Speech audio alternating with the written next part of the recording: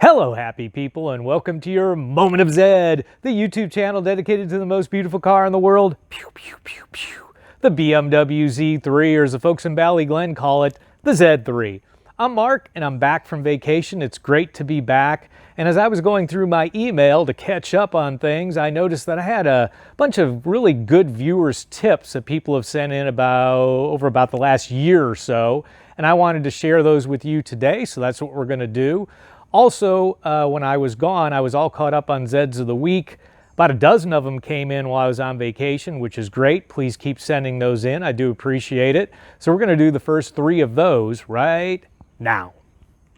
And first up, we have Daryl from Seattle with his 1998 2.8-liter 5-speed Roadster in a gorgeous Hellrot red with the OEM hardtop and rear wing. Now, Daryl's done a huge list of repairs, replacements, and upgrades, including basically the entire suspension, the cooling system, the steering wheel, clutch, a new exhaust, cold air intake, a new front bumper, new grills and emblems. Very tasteful mods. Nicely done, Daryl. That's a beautiful car. Next up, we have Pierre from South Africa with his 2001 3-liter Roadster with 124,000 kilometers. Now, Pierre's replaced the soft top, put on a wind deflector, coilovers all around, new wheels and tires, and new control arms and tie rod ends up front. He has a K&N air filter and a new free flow exhaust. Very nice. Last but not least, David from Newton, Massachusetts with his 2001 2.5-liter 5-speed Roadster, which he bought way back in 2003 with only 7,000 miles. Now it has 80,000 miles. He just did a paint correction and ceramic coating, fixed his AC, which had been out for a while, done the seat rail bushings and the antenna grommet. He has a Whelen machine shift knob, which he really likes, and he mentioned that every Father's Day since 2010, he and his son have gone to the Lars Anderson German car show. His son is now 19 and learning how to drive that manual on the Z3. Awesome. Love to hear that. Thank you so much, gentlemen, for sharing your beautiful cars. If you'd like to see your car on Zed of the Week, please follow the easy instructions in the description below. Now on to those tips. But wait, first a shout out to my viewer Jim, who a longtime viewer who always takes very good care of me. Now he saw my video, my last video when I did the rear brakes, that I was missing a dust cap for one of the pins. He was nice enough on his own to send me 2 brand new ones in the mail at his expense. Jim, thank you so much. It is greatly appreciated. Our first tip is from Walter, one of my longest time viewers from California.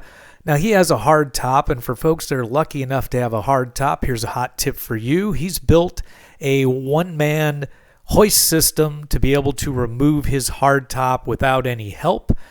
He's done this with the use of a hunting gambrel from the Home Depot. That's what the top is being lifted with. It's connected to the block and tackle, which he sourced locally.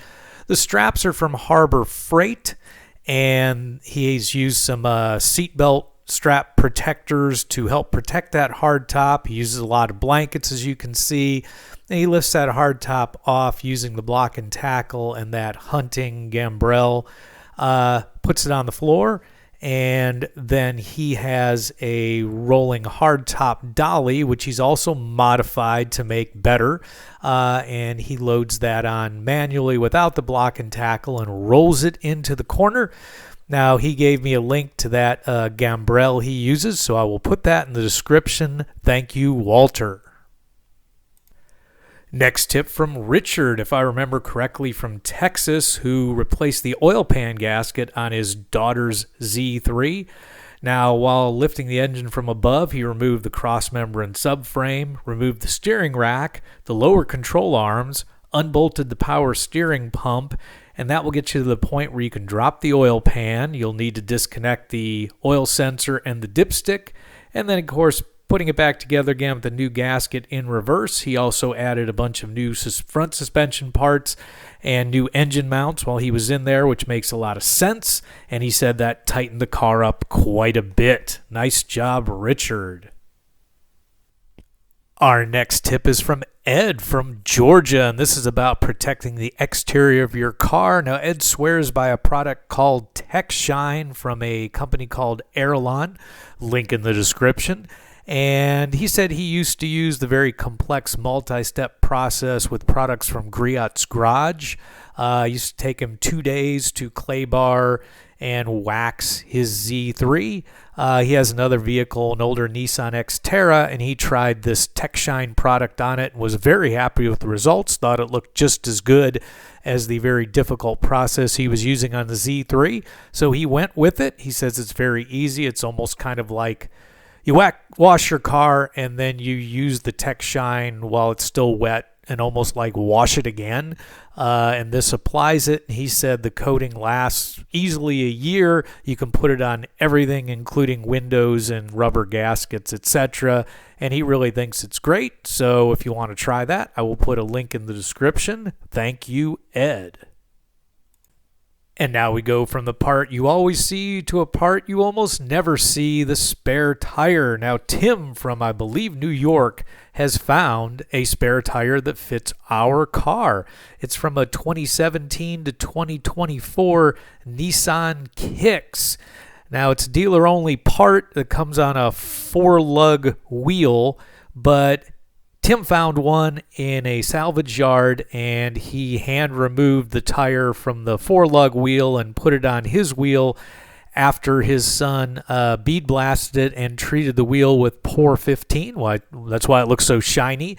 And that's a heck of a detective job. Didn't think we'd ever find one of those.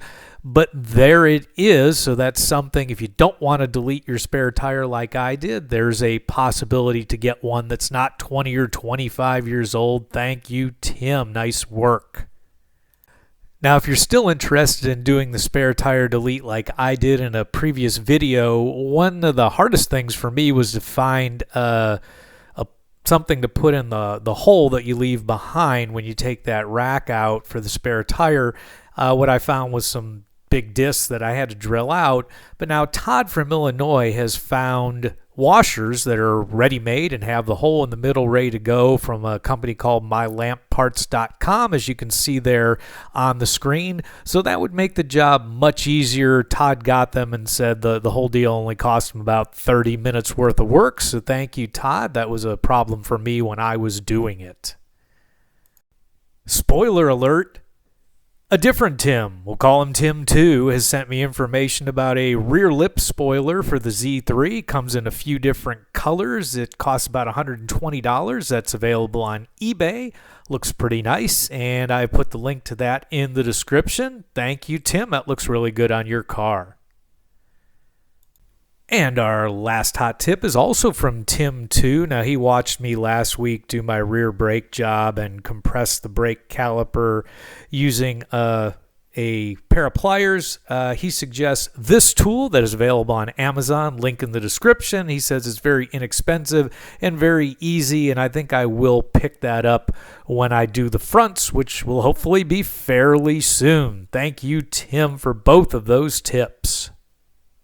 So folks, there you have it. Thank you to all the folks who shared their knowledge with us today. I certainly do appreciate that. If you've got a hot tip that you'd like to share on a potential future episode, please send it to the same email in the description below. Last favor I'd like to ask to the folks who were featured today, if you could, in a comment below, put your direct email if you're willing to share that. That way, if another viewer wants more details about what you presented, then they could contact you directly. I respect your privacy. I will never share your email or personal information unless I ask you first, but this would make it a lot easier for anyone potentially involved. Whew. So, if you found this content valuable, please crush that like button as always, and until next time, remember, friends don't let friends drive boring.